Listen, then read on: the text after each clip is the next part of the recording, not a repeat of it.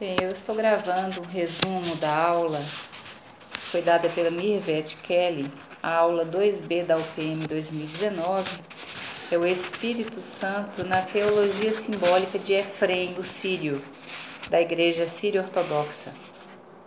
Efrém viveu quando a Igreja ainda era una e era ameaçada por várias heresias. Ele nasceu em 306, no sul da Turquia.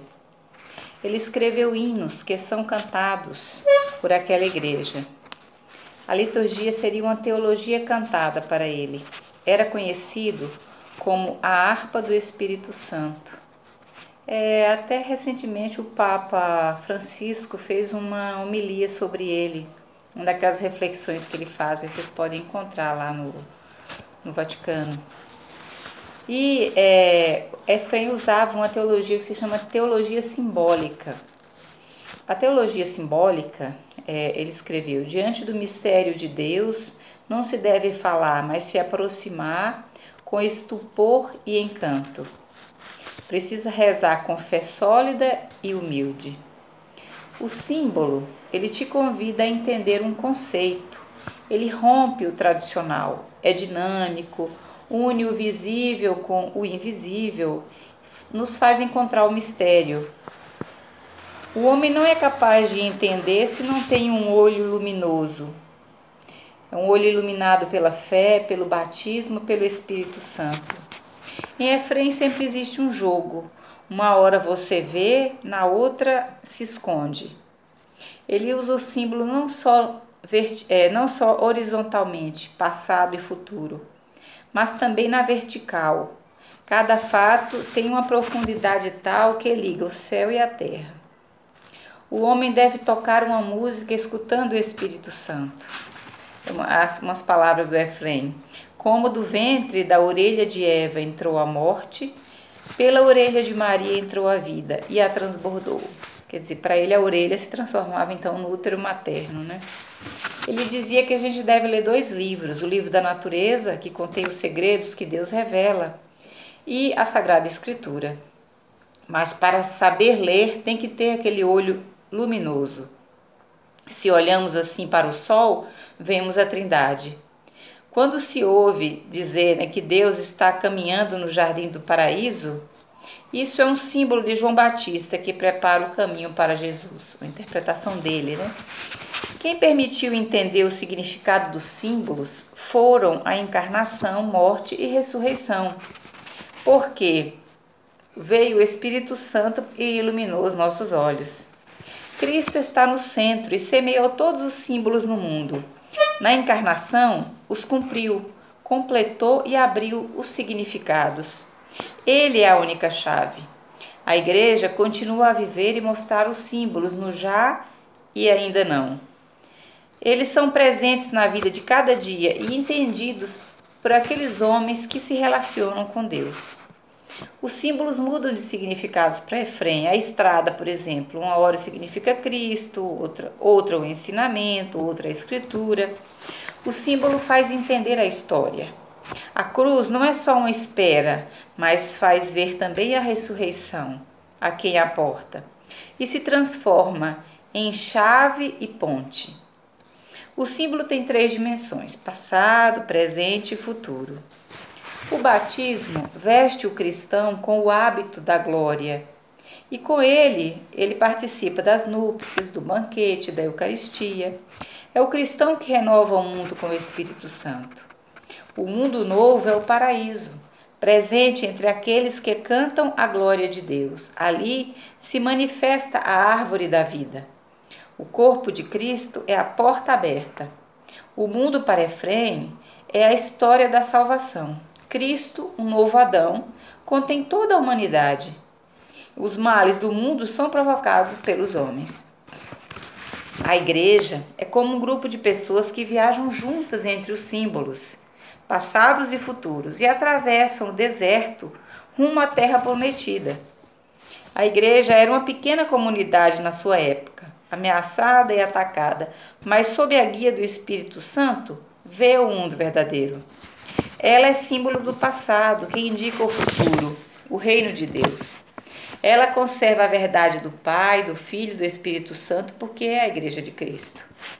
Ele a gerou do seu lado, das suas costelas, como Adão gerou Eva. Ele faz esse paralelo, né? A fé vivida é a alma da Igreja, a alma do homem e do mundo. Especificamente aquilo que é o título da aula, né, que é o Espírito Santo, a ação do Espírito Santo na Igreja. Então ele fala, a Igreja é fundamento, essência, energia, progresso, vida o Espírito Santo é tudo isso na Igreja. Na Igreja, os mártires, os fiéis estão em torno da árvore da vida, em torno do novo Adão.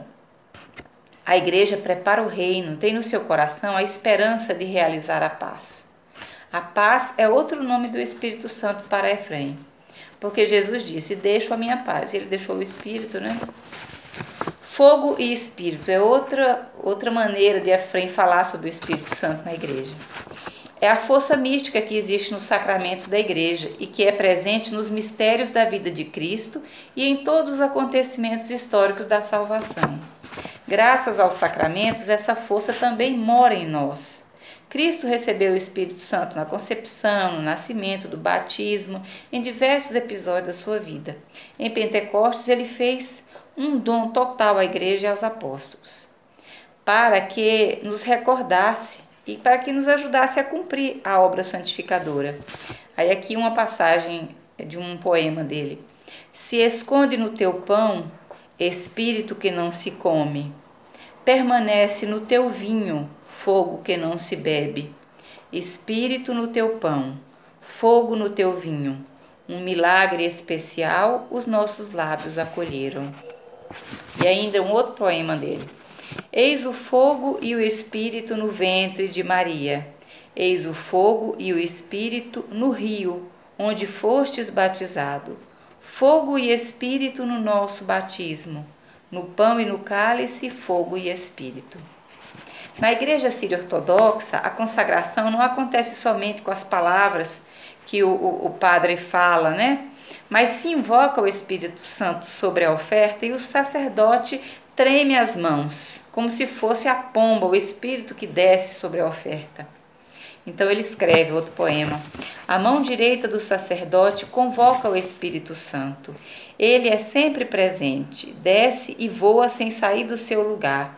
As suas mãos, que são dignas de esvoaçar, e a tua oferta é digna de aceitar a reconciliação. O fogo do Espírito Santo se encontra também no Antigo Testamento. A gente viu, tem várias passagens no Êxodo, né? O anjo do Senhor lhe apareceu em uma chama de fogo, nos Atos dos Apóstolos. Como o fogo queima, o Espírito Santo purifica e doa a vida. Para Efrém, o Espírito Santo é feminino, como uma mãe que voa para dar alimento ao seu filho. Um outro poema dele. Desce o fogo no sacrifício de Elias e o come. O fogo da misericórdia se transforma em sacrifício vivo. O fogo comeu o sacrifício de Elias, mas no teu sacrifício, Senhor, comemos o teu fogo. Comemos o teu Espírito, né? O Espírito Santo vem sobre os fiéis para transformá-los em outro Cristo. Aí um outro poema dele.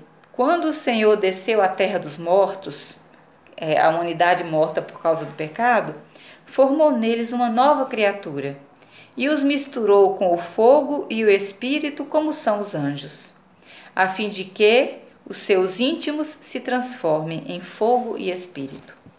Em Pentecostes, os discípulos viraram apóstolos e aí passam a anunciar como os profetas.